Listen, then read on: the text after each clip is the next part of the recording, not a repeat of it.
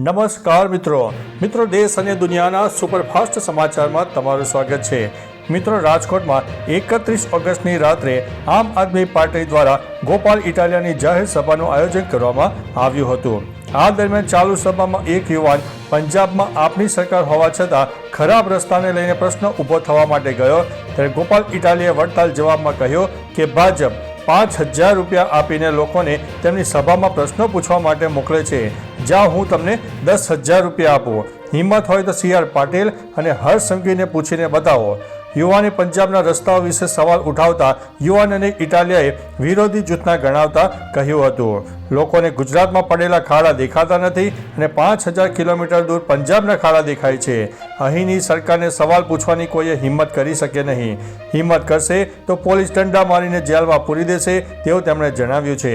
મિત્રો, અન્ય મહત્વના સમાચારની વાત કરીએ તો વોટર અધિકાર યાત્રાના મોટા સમાચાર સામે આવ્યા છે।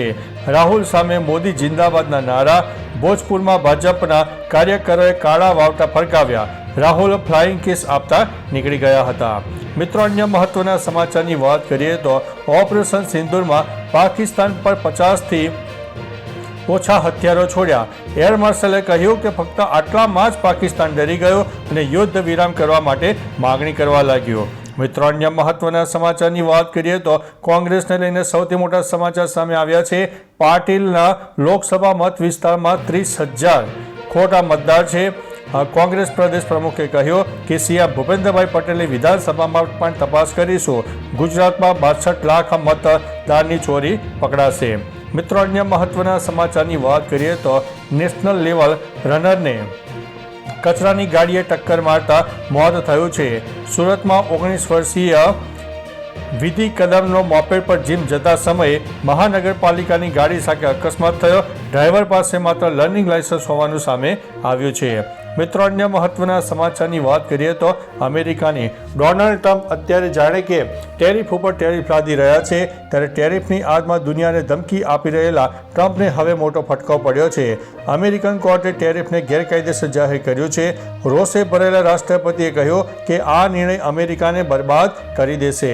મિત્રો, અન્ય મહત્વના સમાચારની વાત કરીએ તો સોનાના ભાવની આ અઠવાડિયે સોનું 3,030 રૂપિયા મોંઘું થયું છે। ચાંદીના ભાવમાં પણ 3,666નો વધારો થયો છે। આ વર્ષે અત્યાર સુધીમાં 36% સોનું અને ચાંદી પણ મોંઘું થયેલું જોવા મળ્યું છે। મિત્રો, અન્ય મહત્વના સમાચારની વાત કરીએ તો 7 સપ્ટેમ્બરના રોજ ભાદરવા સુદ પૂર્ણિમાની રાત્રે ચંદ્રગ્રહણ થવાનું છે। જી હા દોસ્તો, ચંદ્રગ્રહણનું સૂતક ગ્રહણ 9 કલાક પહેલા શરૂ થઈ જાય છે। આ ગ્રહણ મિત્રો ભારતમાં દેખાશે નહીં, એટલે આપણને આ લાભ નહીં મળે। 2025માં ભારતમાં દેખાનારું આ એકમાત્ર ગ્રહણ છે અને આ પછી 21 સપ્ટેમ્બરના રોજ સૂર્યગ્રહણ થશે, જે ભારતમાં દેખાશે નહીં। મિત્રો, અન્ય મહત્વના સમાચારની વાત કરીએ તો એક બ્રિટિશ ગોલ્ફરે માખીના કારણે 17 કરોડ રૂપિયા જીતી લીધા છે। અમેરિકાની BMW ગોલ્ફ ચેમ્પિયનશિપમાં ગોલ્ફર ટોમીએ બોલ પર શોટ માર્યો હતો, પરંતુ બોલ હોલની નજીક જ રહ્યો હતો। થોડી વાર પછી એક માખી બોલ ઉપર બેઠી અને બોલ સીધો હોલમાં જતો રહ્યો।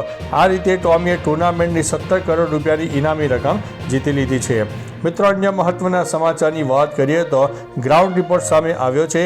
પાકિસ્તાન જેલમાં બંધ મારો છોકરો પપ્પાનું મોઢું ન જોઈ શક્યો। કરાચી જેલમાં સબડી રહેલા ગુજરાતીના માછીમારના પરિવારોની દાસ્તાન સામે આવી છે। મહત્વનું છે કે એક મહિલાના રૂંવાટા ઊભા કરી દે એવી આ ઘટના સામે આવી ગઈ છે। મિત્રો, અન્ય મહત્વના સમાચારની વાત કરીએ તો ઉકાઈ ડેમના 9 દરવાજા મિત્રો ખોલી રાખવામાં આવે છે, કારણ કે ગુજરાતમાં ફક્ત વરસાદ નહીં પરંતુ ઉપરવાસમાં થયેલા વરસાદને કારણે ગુજરાતની નદીઓ અને ડેમમાં જળ સપાટી વધી રહી છે। 1.13 લાખ ક્યુસેક પાણીની આવક અને જાવક જોવા મળી છે। કાંઠા વિસ્તારમાં એલર્ટ પણ કરી દેવામાં આવ્યું છે। મિત્રો, અન્ય મહત્વના સમાચારની વાત કરીએ તો અરવલ્લી જિલ્લામાં પણ જોરદાર અને વ્યાપક વરસાદ જોવા મળ્યો છે। અરવલ્લી જિલ્લામાં છેલ્લા 3 દિવસથી ધોધમાર વરસાદ અને ઉપરવાસમાં પડેલા ભારે વરસાદને કારણે જિલ્લાનો સૌથી મોટો વાત્રક ડેમ પણ ઓવરફ્લો થઈ ગયો છે। વાત્રક ડેમની મૂળ સપાટી 136.25 મીટર અને રોલ લેવલ મહત્તમ સપાટી 135.97 મીટર છે। ઉપરાંત ગઈકાલે મોડી રાત્રે ડેમમાં 12,600 ક્યુસેક પાણીની આવક થતાં પાણી મહત્તમ સપાટી પણ વટાવી ગયું છે. મિત્રો, અન્ય મહત્વના સમાચારની વાત કરીએ તો ગોપાલ ઇટાલિયાને લઈને મોટા સમાચાર સામે આવ્યા છે. કહ્યું કે હું 10,000 રૂપિયા આપો, પાટીલ અને સંઘવીને પ્રશ્ન પૂછવા જાઓ. ગોપાલ ઇટાલિયાએ સભામાં પ્રશ્ન પૂછનારને કહ્યું કે ભાજપવાળાએ ધંધો ચાલુ કર્યો છે, 5,000 રૂપિયા આપીને ગમે તેને પ્રશ્નો પૂછવા માટે મોકલી દે છે. તો ચાલો મિત્રો, ફરીથી દેશ અને દુનિયાના સુપરફાસ્ટ સમાચાર લઈને મળતા રહીશું. ત્યાં સુધી અમને રજા આપશો. નમસ્તે.